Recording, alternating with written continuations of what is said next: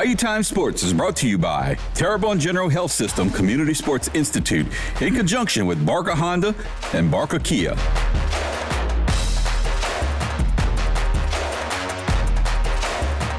I'd like to tell you, along with Coach Rod, Don Rodrigue at Louisiana Line Camp, day one of the Line Camp. Beautiful weather, huh? I mean, we got a little bit of rain, but it's cool. Man, it's a godsend. We've probably missed. We're supposed to start at 6. We started about 6:20, 6:25. So we're going to make it up. Man, if I'm a camper, man, I get on my knees, and I got a bad one today. I would even get on it. For this kind of weather, man, you know, it's cool, it's not hot, and you can get in your practice time. Yes, we're going to get all the drills that we're going to do. We just missed a minute here and a minute there, but it's going to be a godsend for the coaches and the campers also. Yeah, I was going to add that in because none of us are getting any younger. Coach, is the record breaker this year. You had over 750 young men show up for this. This is a remarkable jump in what's happened throughout the years. And I know, you know, you're a big part of it, and having made this camp, it's not only the oldest line camp in America, but the biggest independent line camp in America.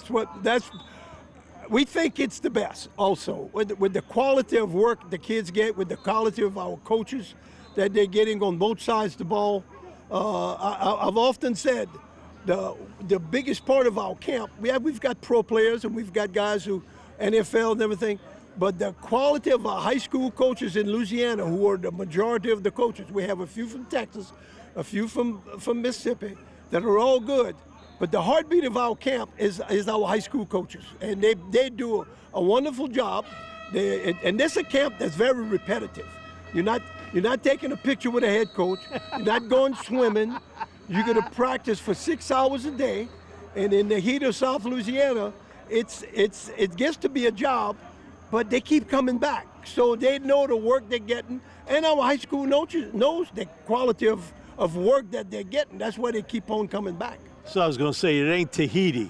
I mean, you ain't on the beaches watching the gals or nothing like that. It's a work camp.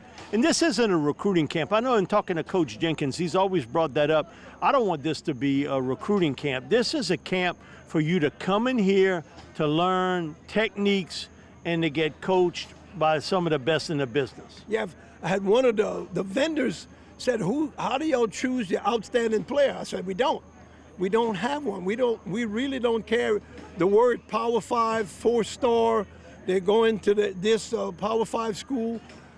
If the Power 5 guy is right next to a 5'9", 160-pound freshman, he's getting taught and coached, and the wordage all the same. We don't cater to any of that. We want to take that high school player and get him as technique sound so he can go back to his high school and make them very much more productive. Coach, I don't know if you'd agree with this or not, but we have weekly on WWL Mark Schlereth, a longtime NFL lineman. Now he's on Fox Sports, and he says, today I find line, if it's offensive, defensive line, are the most undercoached areas. And that's why I think these camps are so important to teach these young men the fundamentals of how to play with your hands, with your feet, in unison. Like he said, sometimes I see them, they know how to use their hands, but their feet are stuck in cement. The other times they can move their feet, but they don't stick their hands out. So your thoughts on that? Well, the quality of the coaching, we take, like it's a combo block. 2 guys blocking one, okay? And then he's leaving, one of them is leaving, and they go and block somebody else. And then the technique, and it's repetitive. If it's the guards pull all the time. So it's a G block. So that's taught to him over and over. When he makes contact with that defensive end or that defensive tackle, where are your feet? Where's the line of scrimmage? Right. Where are your hands? Where are your eyes? How you want to be lower than that guy's hat and everything. So that's the little bitty things that are taught by our coaches. And they're going to do the same drill. They're going to do it 8 times a week. 8 practices in our time. And they're going to repeat the same drill. But they're going to go from another station. It's going to be another drill that it might be pass protection, that practice. And it's going to be repetitive. And if you would, when I was working with them, practice 1 with like a freshman and practice 8, they're knowing what to do, they're knowing what they're moving fast, they're not hesitating. So that's the point we want to get to them, for them to get back to high school and be a productive football player. Yeah, it's all about repetition and knowing what to do, and not just part of the time, all the time. The one difference I can see from maybe even 5 to 10 years ago, the size of these young men. Okay, Coach Valdez last year, man, he took a team picture of St. Aug, in year 1 with him at St. Aug. Man, I thought he was with a college team. Man, all these guys are so big, and you were telling me that was not a single extra large or double large, extra large. It was all triple large, Yes. extra large shirts And those guys are wearing. The fact that a lot of them were incoming freshmen and sophomores. He had 26 players that came last year. 18 of them were either freshmen or sophomores, just becoming sophomores. So his future in the line, I think, is bright.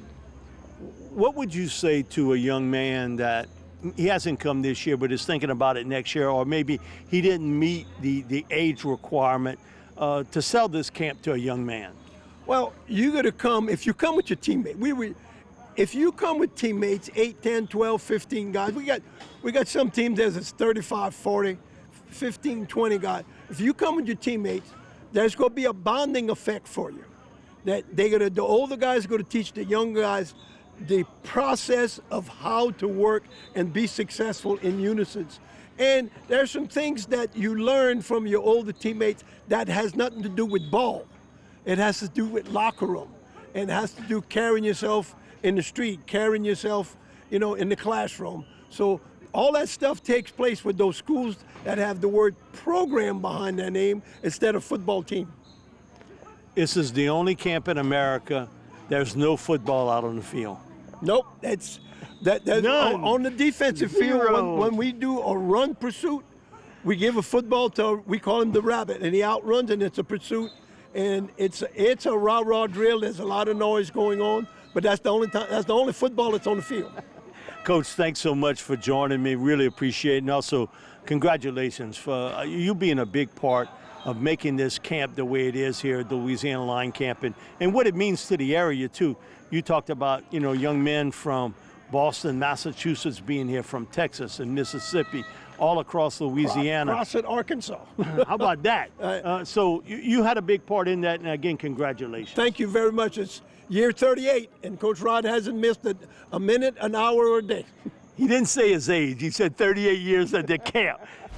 This segment was brought to you by Terrebonne General Health System Community Sports Institute in conjunction with Barker Honda and Barker Kia.